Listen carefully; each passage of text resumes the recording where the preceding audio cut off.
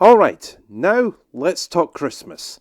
We've looked at Looney Tunes, Thomas and Friends, Singing Kettle, The Muppets, and for some reason these things. In all these years, we haven't done Disney. Well, let's change that. Let's talk one last time about a TV show I used to watch as a kid. From downtown Main Street, it's Disney's House of Mouse. House of Mouse was an interesting show. It's one of those you'd have to see to truly appreciate. The title tells you nothing, so it took a few years before I gave it a chance, but by the end of 2003, I was won over. If you haven't seen the show before, here's a quick rundown.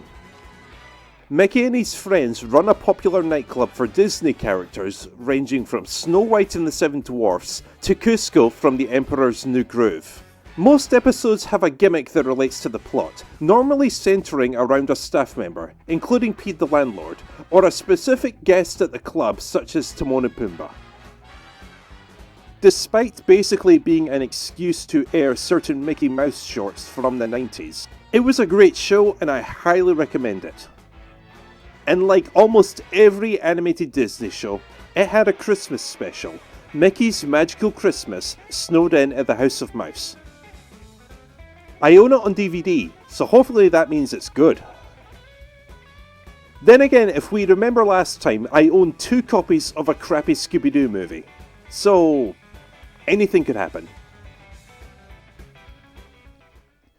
Before we look at some festive cartoons, I want to give a quick acknowledgement to the only other piece of House of Mouse physical media, Mickey's House of Villains. The case is in Portuguese, which means it more than likely came from the same place as those animated masterpieces. I will forever love these, and I am overjoyed to have them back. I mean, just look at how great they look together. And look at the content, filled to the brim of classic cartoons from the golden age of Hollywood. Documentaries, commentaries, historical content not seen in decades, Toonheads, The Bugs Bunny Show, old television commercials, random stupid shit that exists for no reason. In my 23 years of collecting DVDs, these will forever be the best.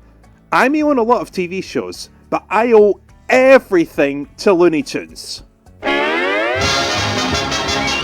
So anyway, back to this thing.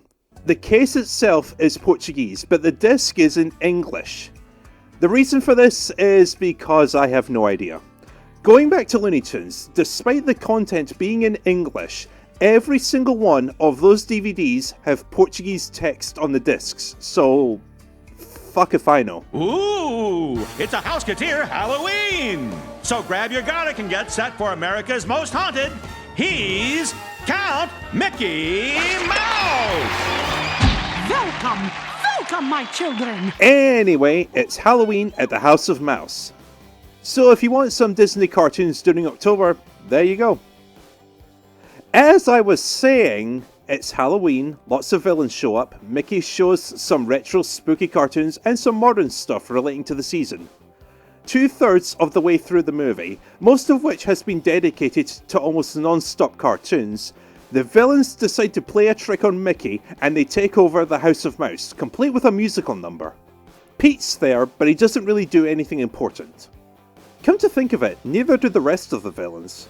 All they do is show more cartoons, just swap Mickey for Jafar as host.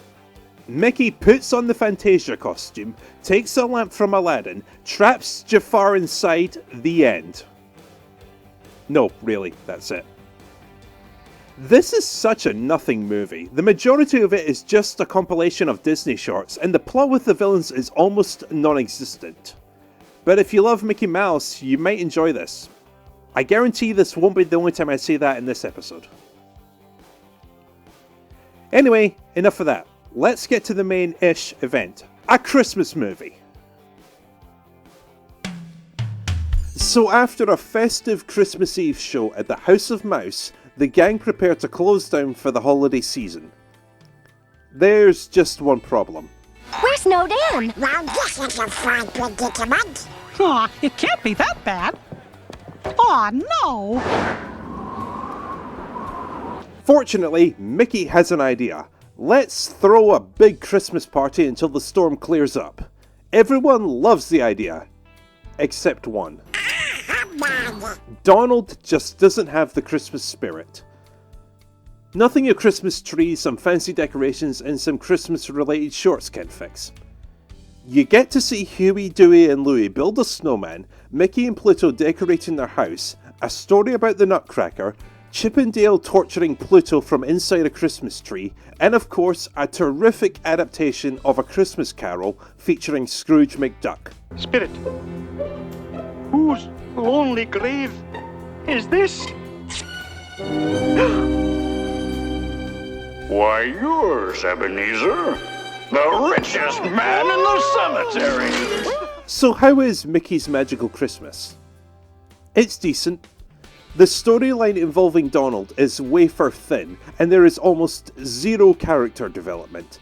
By the end of the movie, he's still pessimistic about Christmas. Mickey has a conversation with Jiminy Cricket, he asks Donald to put a magical star on the Christmas tree, and that's it. That's all it takes to put a smile on Donald's face.